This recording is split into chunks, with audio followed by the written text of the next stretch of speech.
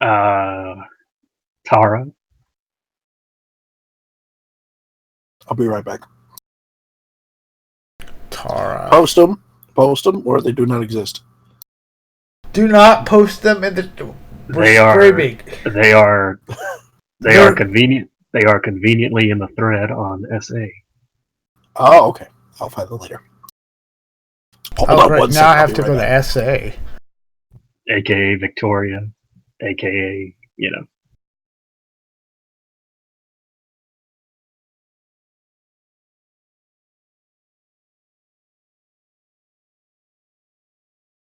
Omega BR, I'll let you click on that sex tape and decide if that's actually Maurice or not. I don't. Oh God! Really? And you Tell know, me Maurice doesn't. No, I don't think so. I think it was added. It was added 2 years ago. It was. I think I heard somebody going around with this saying there's a star who looks and sounds pretty much like her, but it's not really her. Although apparently she's been teased to be the next one after Charlotte and Victoria. Okay, so let me just get this straight. She may or may not have a sex tape floating out there somewhere.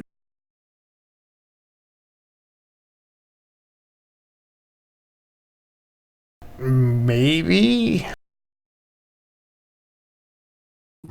Okay, and Charlotte and who else might have a sex tape too? Charlotte does not have a sex tape. She had some nude photos leaked. They look like just like if you were on a fitness regimen, like you would take before pictures and after pictures. It looks like that sort of thing. It doesn't look like it's not like Paige's where she's like shoving stuff up her hoo-ha. Okay, so we're talking about Playboy classy nude stuff. No, we're talking about selfies in the mirror to say, like, this is what it looks like now. And then you take another selfie later, and then you compare the two, and you go, okay, this is the difference that I've made in my new diet or workout regime. Okay. Of course, women who have boob jobs do that too. Yeah, her boob job is Melina. On a scale of Walt Jr. to Patrick Starr, it's about a Corky from Life Goes On.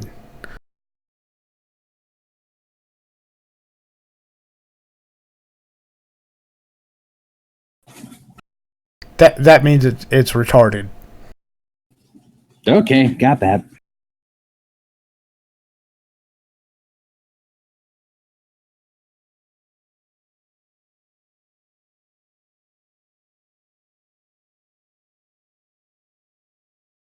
Don't. Yes, I know my references are old. Because you're old as fuck. Yes, because I'm old as fuck. I actually remember when Life Goes On was on television. Okay, I walked out of the room to take out the trash. What did I miss? Fat Fred. Oh, I thought we were talking about me referencing a early 90s television show. Oh, okay. Or wait, no, was it 80s? I feel like it might have been late 80s. Oh.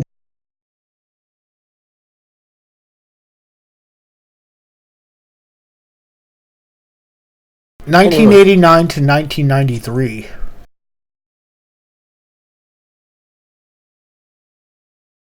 Nice.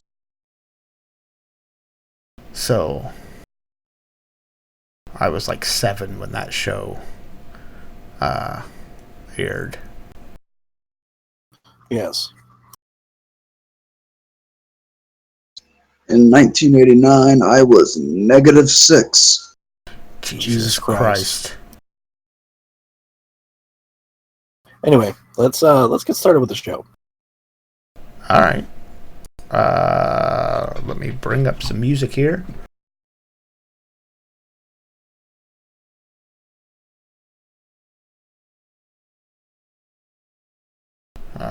Stupid mouse. Why didn't you warn me not to get a trackball mouse, Gunner?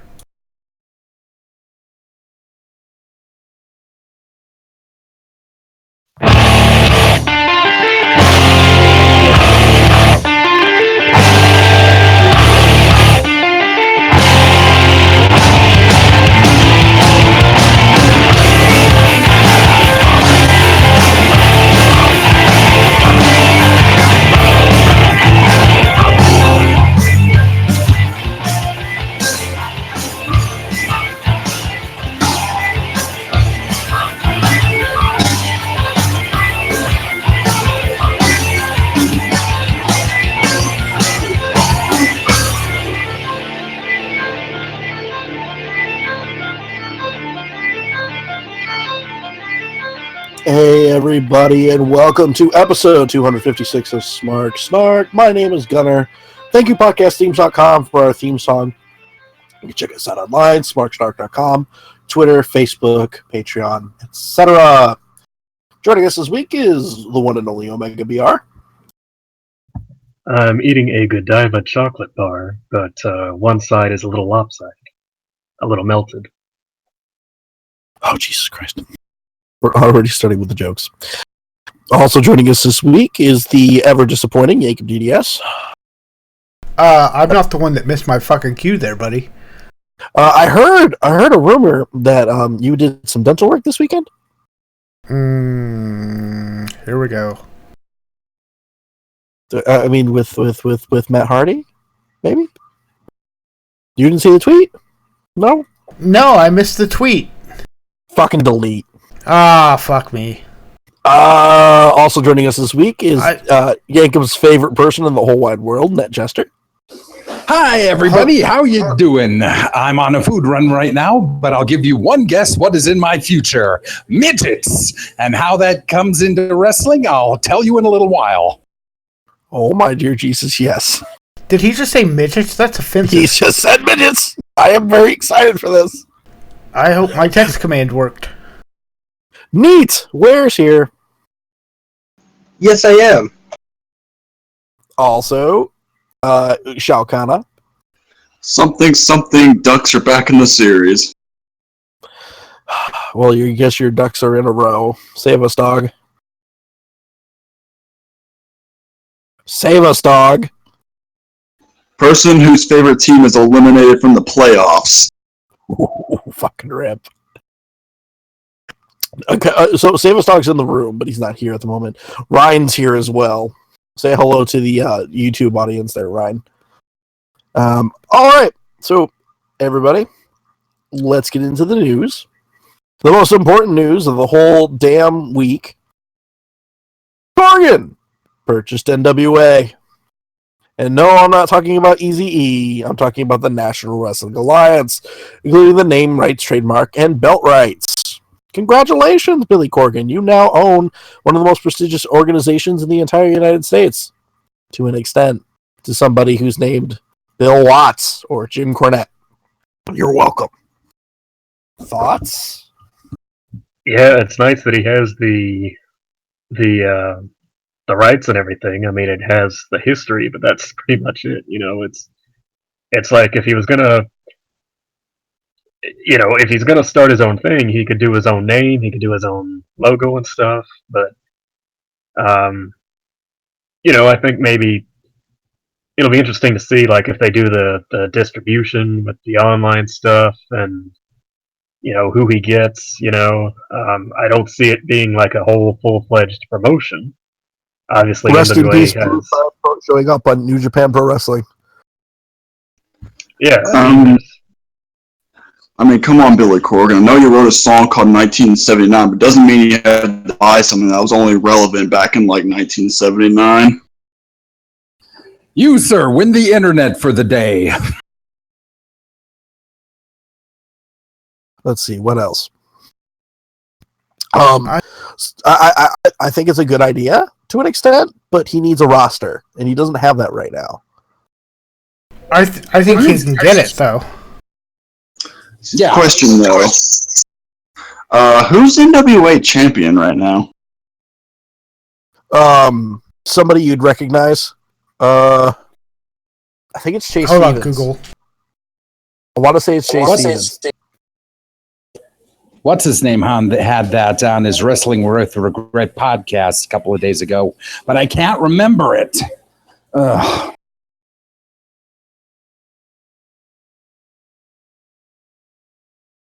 Yeah, I don't even know either.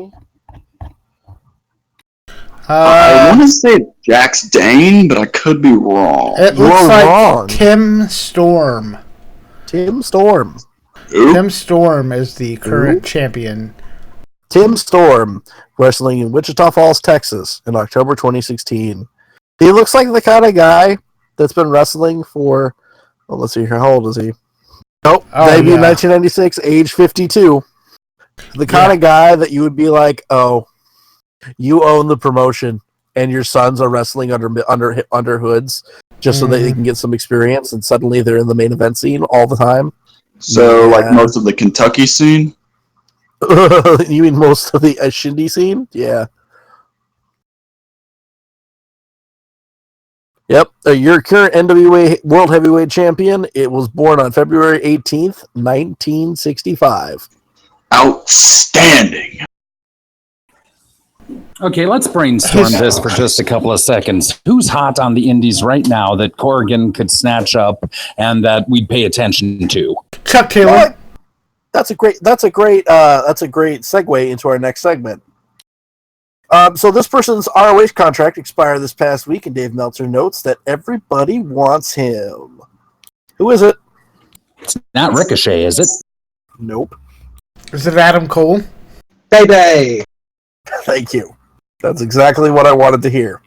Adam Cole, baby! Everybody wants him, including New Japan and WWE. He said he wants to go to NXT. That's the rumor.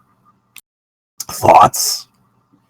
I can see him going to NXT over New Japan, but I'm trying to think, like, what would they do with him if he goes to New Japan? Would he stay in Bullet Club, or would he be on his own? And if he is on his own, I can probably see him go for the Intercontinental title.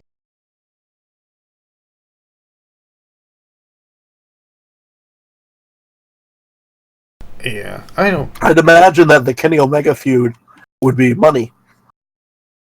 I think that he does Independence for the summer, and then in the fall comes to NXT. I just want to say this, that the build with Kenny versus Adam on being the Elite is better storyline build than anything WWE in months. He poisoned the Bucks. That dick.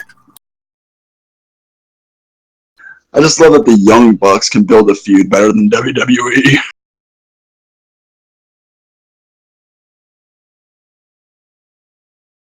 I just find it strange, honestly, that you wouldn't want Adam Cole at this particular point. One of the hottest free agents, literally on the market right now. I've been saying that Adam Cole's a perfect fit for WWE for like the past 3 years now. Could you see him coming out to Triple H? I mean, in a Seth Rollins kind of role. Absolutely. I just hope they keep his name. And if they do change his name, give his first name 2 syllables, his last name 1 syllable. That way he can keep the same rhythm and say baby. Yes, because that's his entire gimmick right there. Moving on. Or for better or the worse, they can say he's Michael Cole's freaking relative or something. Oh, dear Jesus, no. Oh, I want this one. Okay. You've read the last two. Former creative member Kevin Eck revealed several rejected storylines, including AJ Lee being committed to an insane asylum by Daniel Bryan, only to meet Dean Ambrose there and return to wreak havoc a la Bonnie and Clyde, and Tommy Dreamer being named head of scouting to bring up Ambrose, Rollins, and Ono. Who would then turn on him instead of working their way up the card with their leader, Daniel Bryan. Also, Cody Rhodes being paired with Caitlyn due to her love of mustaches, which Vince McMahon shot down on the premise of the Bellas being aligned with Rhodes and Sandow, saying if one of the Bellas showed interest in Cody, why would he ever look at Caitlyn again? Oh, that's harsh. That's, what the fuck? That's Bella logic, baby. Well, it's like if you're in biology class and you look at a model skeleton, but then you want to see what a real human looks like. Yeah, so then you buy a hooker and you kill her and then you cut open so you can see what the insides look like. Absolutely. We've all done it. There's people here that probably haven't. Pregnant with our baby that would ruin their lives. Yep.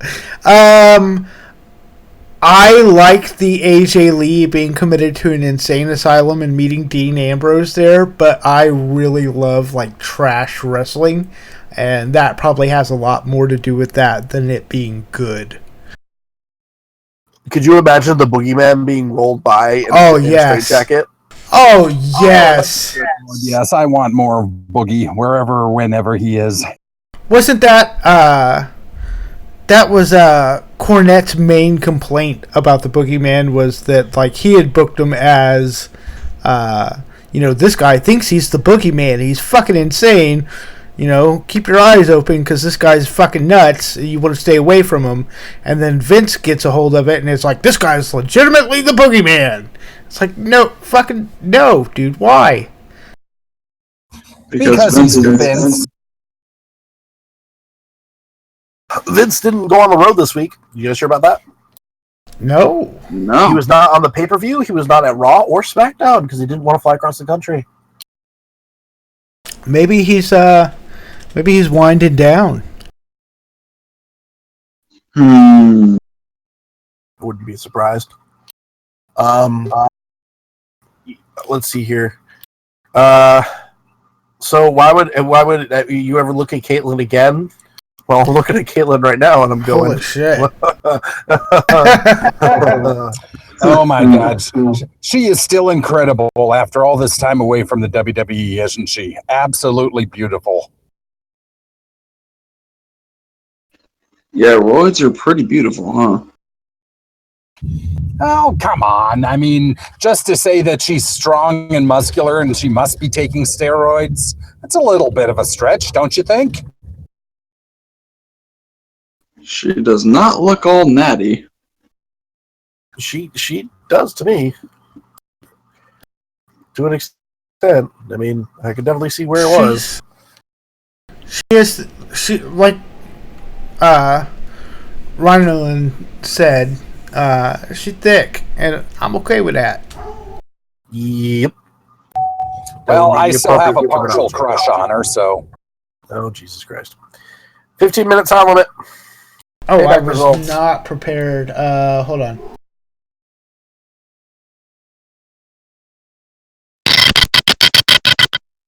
Whoa! That was More horrible. artifacts. All right, hold on, because cancer. Let me try and More do that without the artifacts than cancer. Sunny's vagina.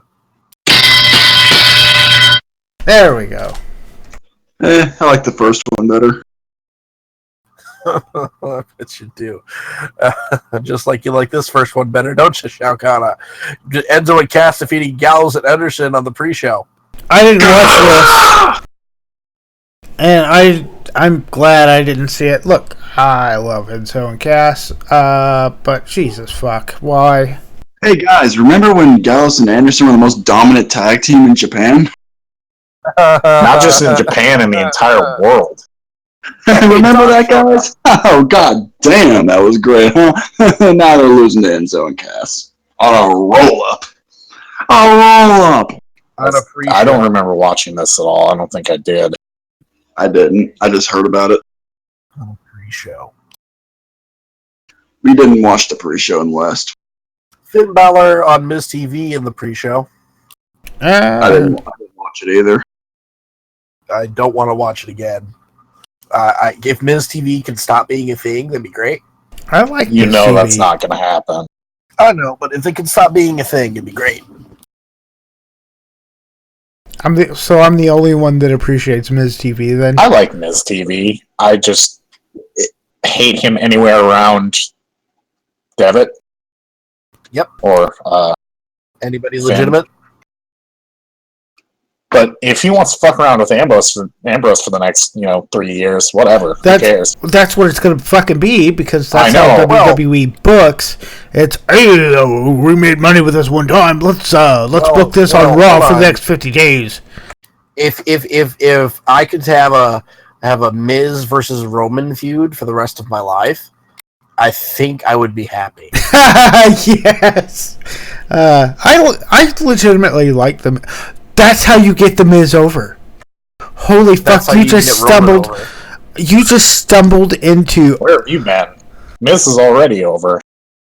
Miz is over because he actually got motivated because his wife is there, slapping his balls. Who do you think he is, Mike Bennett? Same idea. I think Smarks. He would get over with Smarks if he went against Roman. I think he's already over with the quote-unquote Smark crowd. Like, the average fan is not going to be cheering for Miz. Right. But the average Smark is like, oh, I hate Miz. He's not that good in the ring. He's not that great a talker. I disagree. There's two lines of logic with Miz. Yeah, there's two lines of logic, and it's my logic and your logic, and that's pretty much it. And I mean, I'm not trying to say that mine is right or yours is right. I'm just saying. Well, mine is right. I'm sorry, it's not. Let's talk about Chris Jericho defeating Kevin Owens to become the new U.S. champion and moving to SmackDown. God damn, this was a cool match. KO's not going to SmackDown. It was a cool match. They regretted the KO decision. Well, no, didn't he win it back on SmackDown? They did. So I guess it's just like a way to have Jericho and Owens both on SmackDown, and like whenever Jericho comes back from Fozzy, they'll probably continue the feud for a little bit. Mm-hmm. Fozzy is going to be, I think, in like 2 weeks. I can pull that out. Oh boy, can't wait. They're going to be in Pennsylvania. That sounds so exciting, isn't it? Yeah. Just endlessly entertaining. Go. The band.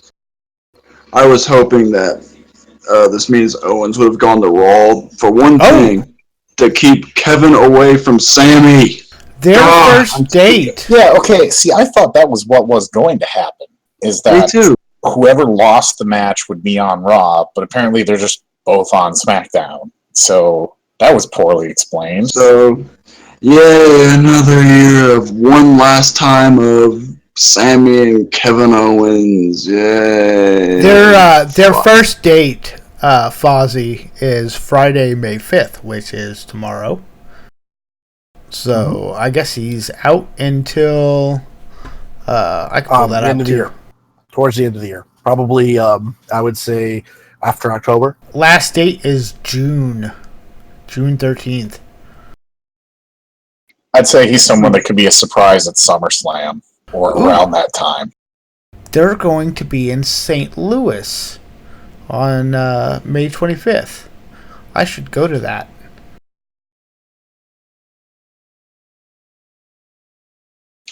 Dead silence. Why?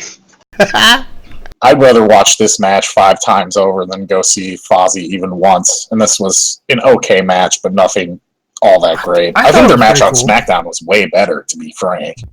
I think this pay-per-view had a lot of solid matches, but like every single finish was just a mind-boggler. Like this one, where you think Jericho's going to lose because he's about to leave, but then naturally he won, and that set up a rematch on SmackDown. Granted, but still, I called this by the way. 2-day title reign. I called this, by the way, if you'll remember, last Thursday. I said that Chris Jericho would win at the pay-per-view and then lose on the following show, and you then go away. Raw. You said Raw. Oh, for the love of fuck, I forgot which show they were on. Like, it's so easy to keep track of all the bullshit going on in this goddamn company. Oh, hey, Vassar. Hey, Vassar. Hello. Well, Hey. Well, speaking of bad finishes, how about when Austin Aries won by disqualification in the Cruiserweight title match against Neville? Oh, this shit. How did this So end here again? we go. I've already completely forgotten this match and how it ended. Neville hit the referee. No, Neville grabbed the referee and pulled on him. Okay, there we go. He did not Okay, strike now the I remember. referee. It was like, oh, I'm pulling myself away. It was Also not. the referee over himself and Yeah, Aries. it was Yeah, dumb. well, I remember the crowd was pretty hot for this match, and then the DQ. Pretty much. It was. I think it was better than their Mania match, just on the virtue of Yeah, They had a little I more- thought it was. they had a little more time and they could do a little bit more, and the crowd was more into it, obviously. Well, yeah, it wasn't in the pre-show. See, frankly, I thought their Mania match was a lot better because the finish was not nearly as stupid. And I remember a lot more about their Mania match on the pre-show than I do about this match on pay-per-view. And it wasn't necessarily a bad match. It was just very forgettable in a lot of ways. So most cruiserweight matches. And then it was the Hardys retaining against Sheamus and Cesaro after a blind tag, and Jeff hit the Swanton on Sheamus's back.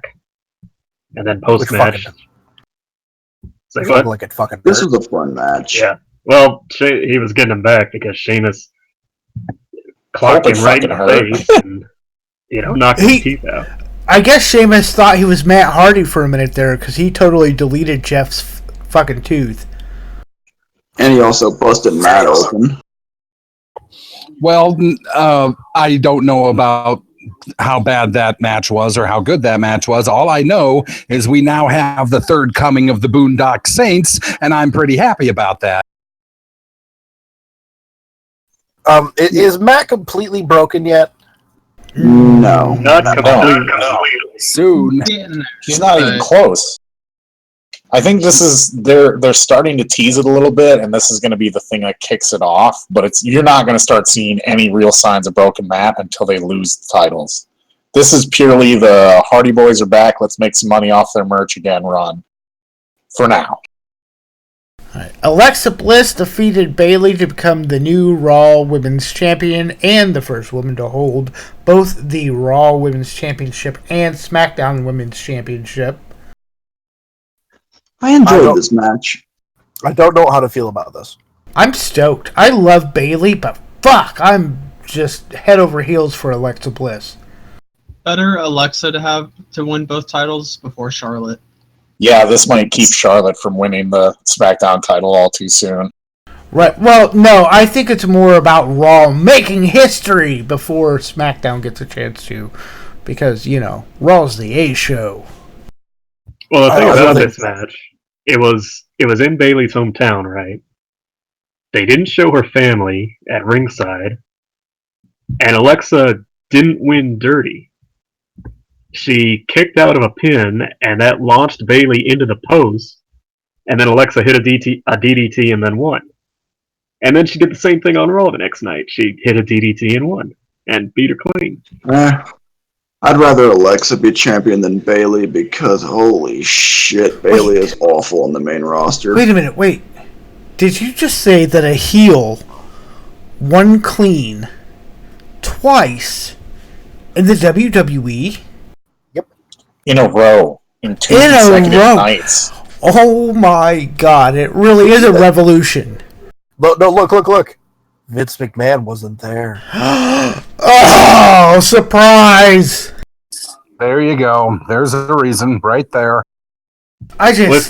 if the idea is to have the face lose or get humiliated in their hometown in order to put over the heel, at least have the heel do something heel is. Well, we all know cheat. that's... Go ahead. No, I was just saying, have her cheat.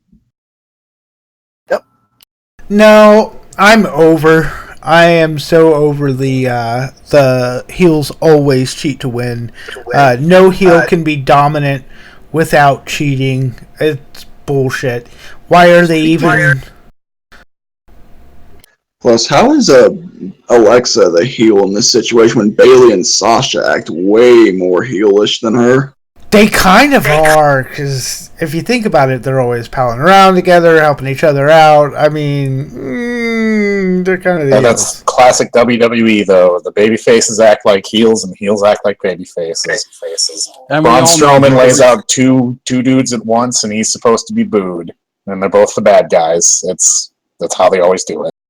Well, speaking of classic WWE... Well, can I just say, before we go on, Alexa Bliss, in like 2 years, has gone from a very mediocre NXT woman to a serious, legitimately one of the best women on the entire roster. And like, absolutely. The only real star absolutely. that's truly NXT made that I can think of. Like, there are very few others, maybe like Ty. But that's about it. She's Baron's also gotten a lot better. But it's I'd say Alexa is the top of that truly Absolutely. NXT made class.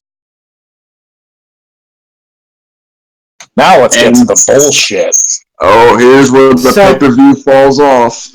So I didn't get to watch this. Ever. The best match ever. Best match ever. From the literal second that Orton walked out of the limo with pants, elbow pads, but no shirt, I laughed the entire time throughout to the end of this pay-per-view, actually. I could not even take anything else seriously.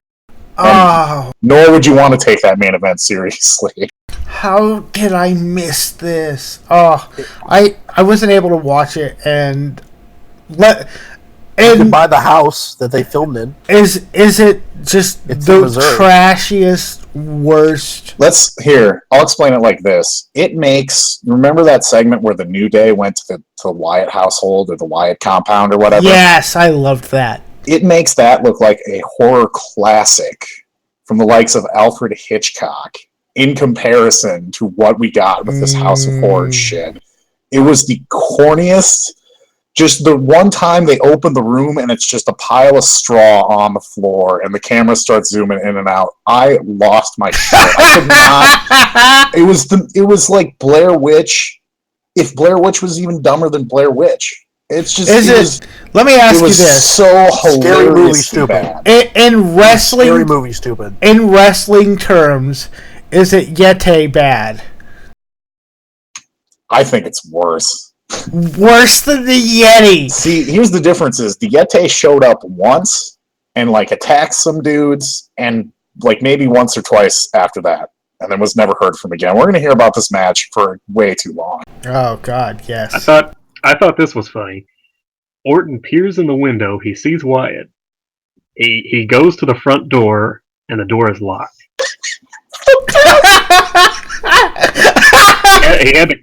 He had to kick the door down to get into the House of Horrors. He had to break into the House of Horrors that Bray invited him into. You know what would have made that better is if Bray then called the police and then said, "There's a man kicking my door in." So they went in like 4 different rooms. One had a lot of cliche stuff. Excuse me. One had a bunch of baby dolls hanging from the ceiling. Orton would be like, "What the?" And then Wyatt would attack him from behind, and they'd brawl, and then Wyatt would disappear. Literally 4 times over. Oh, Jesus. Every time that they went into a room, that's exactly what happened. Is Orton would go, and then Wyatt would attack him from behind. It got comical after the second time. My favorite one is when he reached through the wall and grabbed Randy. See, no, that's a good spot. Like, that's a classic horror spot. Well, the way this part of the match ended, I'll give you this in 2 words. Falling refrigerator. Oh, yes. Jesus. I'm going to watch this as soon as the show is over. They sold this refrigerator as if it was the forklift that got put on Ambrose. Like there was no way he could ever get it off.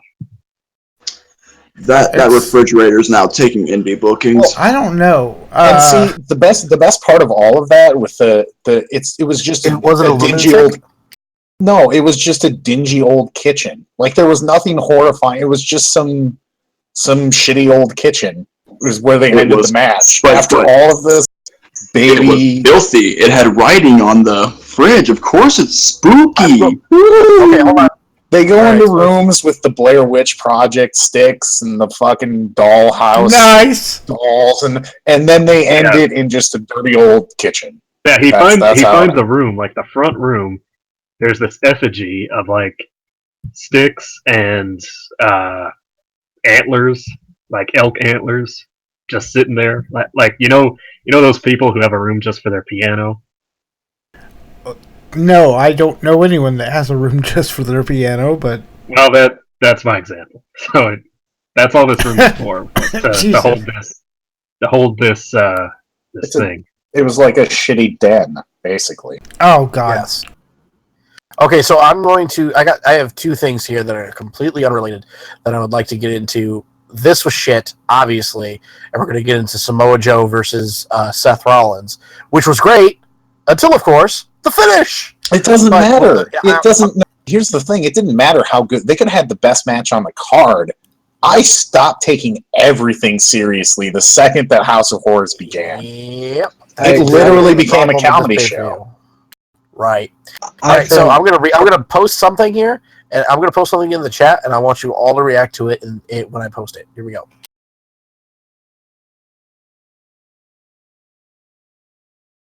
Who wants to see that? Yeah. I want that. Yeah. I want taking that so bad. For those of you that are watching the stream, you probably can't read that text. It says, Jim Cornette reads the leaked script to Vince McMahon's insane biopic in the works. I want this. Well, here's your video. Hold on. Yeah, no, that's not a video. Let's Here's your video. Oh God. Jesus. Let's save that. Okay, I'll Hold on. watch this. Hold on. Let me get you guys really excited. Guess what they added to the network? Oh god. What? Please surprise me. 120 episodes of primetime wrestling with Bobby and Gorilla. Oh shit! Yay! Should have added the first seasons of NXT. Until the day I die. Literally the best. Some of the best wrestling commentary you're gonna get is on primetime wrestling, 1992. Holy shit! Yes. All right. All We right. still got So Part since we two. stopped caring about this pay-per-view. Well, you know, I decided to my go- my problem with Joe and Rollins is that they worked over Rollins' knee. They sold that the whole match, and that made for not a bad match, but a very slow match. Never really got into third gear. Plus the fact, Brian Alvarez actually pointed this out. How they sell things in WWE is they're on the ground and they sell it and they clutch it and they moan in pain, and then they go for like a buckle bomb or something and they run at full speed across the ring, and it's fine, and then they fall over and grab it and sell it again. right. Didn't Seth, like with an injured knee, still was able to do like his superplex into a Falcon Arrow? Yeah. Yep. Can I interject some wrestling logic into this that would explain that? And that is that these men are so competitive that they have bursts of adrenaline that they use to work past the pain in order to beat their opponents. Meltzer's You're trying- payback ratings, by the way. Hold up. You're trying to Yep. insert wrestling logic into a show that had the House of fucking Horror. Stop By the that way, shit. For real. The, It's no logic. the Ready? funniest thing about the House of Horrors, by the way, the House of Horrors, when Randy gets there, the House of Horrors is bathed in a blue light, right? Like Undertaker blue. Yes. And then when he leaves the house and he leaves Randy, under the fridge for all eternity, he goes outside, he yells, "Follow the buzzards." And then all the blue lights turn red. Okay, two problems here. One, he can't follow the buzzards because he's trapped under a refrigerator. So unless he's going to drag the refrigerator along with him, not going to be able to do that. Two, why wouldn't he set the house on fire? Because burning Because down it's a not house pain. is expensive. It would have cost him $63,000. They don't have to actually burn the house down. You do it with effects. On top of that, he's not yelling "follow the buzzards" at Randy. He's yelling that in general so that people find the body. That's the whole thing. Oh, see, that makes sense. Again, see, we're trying to make sense out of this. This is bullshit. By the way, make a logical we've got about this one more stupid match. fucking match. And we're already over 15 minutes. Braun Strowman defeated Roman Reigns. But then they went to the ring. See, we can't. They went to the ring. Wait, what? Yeah. Wyatt got in Randy's limousine that he drove to the arena, told the driver, to the arena. He goes to the ring. He does his entrance with his lantern that came out of nowhere. As soon as the lights come on, Randy's standing behind him. And then they have like a little 4-minute match that Randy lost because the Bollywood Boys and Mahal attacked him. And in between these two things is the Seth Rollins Samoa Joe match. I'm sorry. So I can't. Even if you could stop the thoughts of the House of Horrors long enough to care about Rollins Joe, you're instantly right back into the bullshit with him riding back into the... It's like a SmackDown video game. No, it's start not. Backstage and work your way back to the fucking arena. It was ridiculous. It's 2001 WCW. I just love the fact that, oh, well, Bray Wyatt won this huge match and pinned the world champion. Oh, but surprise, it's not for the title. And now you're on a show that has no world title. Congratulations, you won a pointless match. SmackDown has a world title. No, but Wyatt's on Raw. Yeah, Wyatt's on Raw now. And there is no world title on Raw. There's a Universal title on Raw. Where? I don't see it. Where's the Universal title? But it's up in the universe. No. It's coming down in great balls of fire. I will kill this whole situation sticks my nads and rattles my brains. It's fucking 2001 WCW. I don't know what's happening. I don't want to know what's happening anymore. They're really trying hard to make me not want to watch wrestling. Roman Reigns. That's all we need to know. This is the best thing that happened all fucking night, as far as I'm concerned. See, the thing is, you didn't watch the House of Horrors. So after watching the House of Horrors, when you watched this match, it was just as comical. The number of times that Braun Strowman ran and crashed through something was preposterous, and he did it like a bunch of times in this match, including after the match, where the funniest part is he's trying to attack Reigns next to the ambulance again, and he runs, crashes through an ambulance door, just breaks it straight off, and then falls into a pile of boxes behind the door. The fuck? Straight up Looney Tunes shit. Who thought that was a good idea? Hey, wait.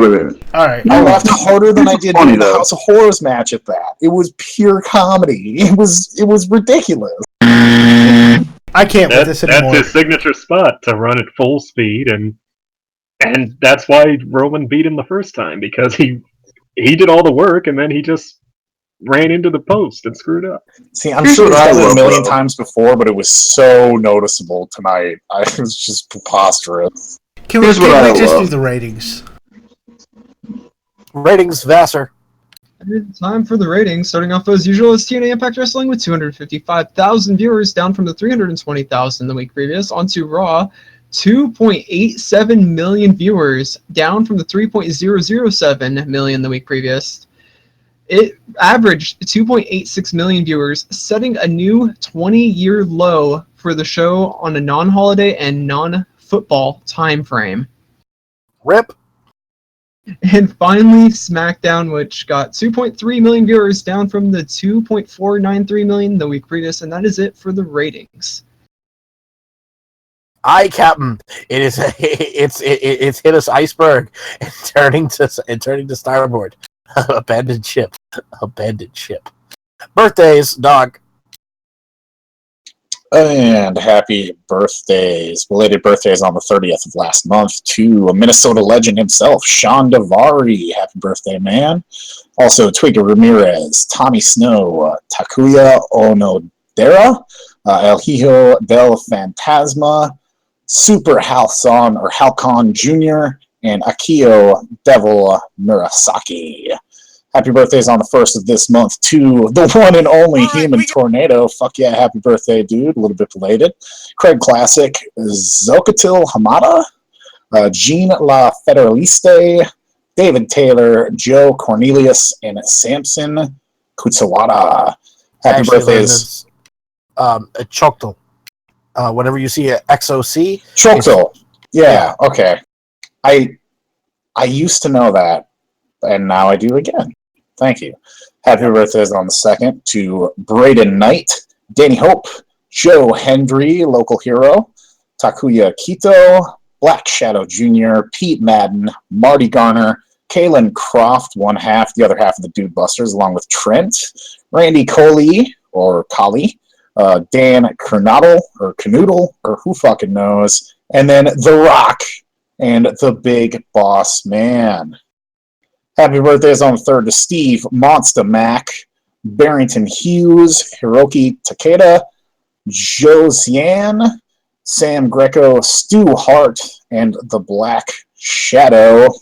And then happy birthdays today to the one, the only, one of the best photographers in the business, Brad Maddox. Happy birthday to you today. Happy birthdays also to Bull Schmidt, Jay Hazard, Alicia Webb, Scott Armstrong, Tom LaRufa, The Mac, Goya Kong, James Roca, Mr. Fuji, and Dory Funk.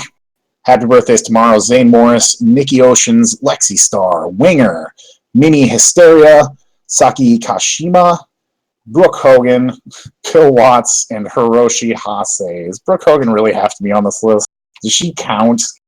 I don't know that she counts. No. All right.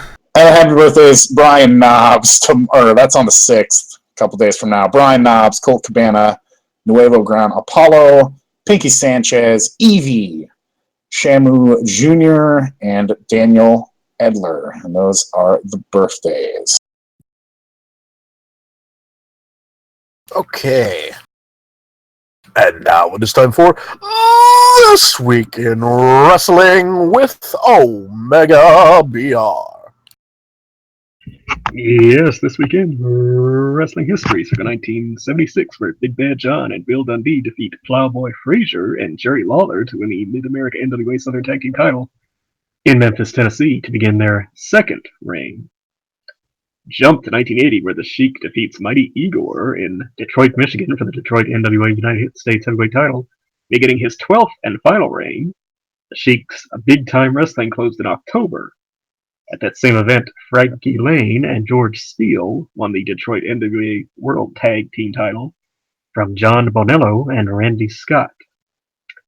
And in 2007, Iron Cross and Bobby Houston defeated Jake Manning and Scott Sterling for the NWA All-Star Wrestling Tag Team title in Big Stone Gap, Virginia. And that was this weekend, our wrestling history. Happy trails to X-Pac, who was arrested at LAX for being accused of bringing marijuana and meth overseas with intent to sell. He claims he had a yeast cleanse pills for a yeast infection, not meth, and they claimed it was meth to arrest him. Also, happy trails. No. I called this in the chat. Oh, okay. Also, happy trails to Sunny, who denied reports she slept with Seth Rollins and Shawn Michaels was the best she ever had in bed, is what she added. Another thing was that her one encounter with Dolph Ziggler, according to her, went on for hours. Back in the days when Ziggler thought that working hard would actually get him ahead in life. Well, somebody got ahead. Oh, you stole it. Oh, get out of here, Matt Chester. That's it. I didn't tee that up for nothing, man. Apparently, she just liked being teed up. That was the whole point. He's out of here. All right. What should we watch this week in wrestling? Let's start with Yeg of DDS. Well, I'm clearly going to watch this fucking House of Horrors match because holy shit, that sounds awesome. Where should we watch this week in wrestling? You know what? In celebration for Cinco de Mayo tomorrow, I'm gonna have to recommend Psycho Clown versus Texano Jr. in Hair versus Mask match. Wouldn't that be Tejano Jr.? I don't know. Yes, I'm you'd be shoot right. retarded. Even though I'm Spanish, I'm still shoot retarded. I failed Spanish, and I know that. You still speak English, though. Not everyone does that. Right, exactly. I'm sure I fucked up 10 names way worse than the birthdays. Okay, let's see here. Matt Jester, are you still with us?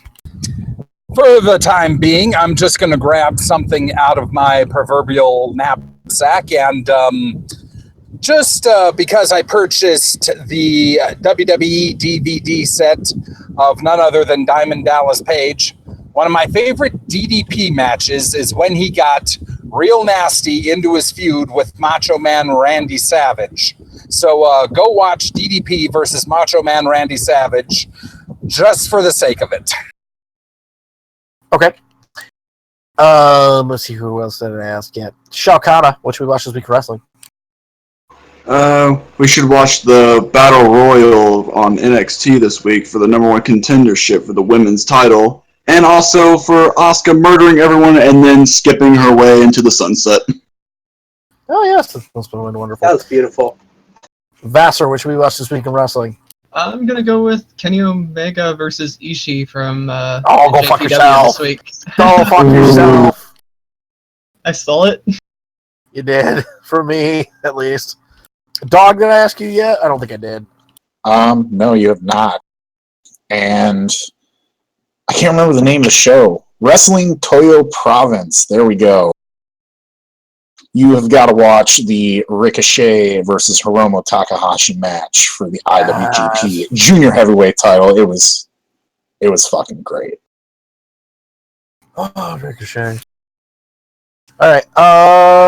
Omega, which we watch this week in wrestling. I'm going to say Colt Cabana versus Adam Pearce for the NWA Championship. When? During their series of like a billion. Well, I think one is on YouTube. I think it's the NWA from Hollywood. Right. Oh, yes, that was a part of their 1 in a billion series here. I didn't miss anybody, so I'm going to say from 2005, since it's a full match up on YouTube right now, the Cage of Death, Team CCW versus Team ROH. One of my favorite matches of all time. The feud between those during the particular years where it was fucking phenomenal. I would recommend that everybody checks that out. I'll probably post that up on YouTube here in a little bit. But with that being said, I think we're done here, guys. All right, thank you all very much for listening. We really appreciate it, obviously. Thank you to all the people who tune in every week. Thank all of you guys for showing up. Thanks to Yank for actually putting up with this crap and actually doing the technical side of things. And, Manchester for being Manchester, because what would we be without comic relief? All right, so that being said, take care, spike your hair. Woo woo woo. Ziggler last longer.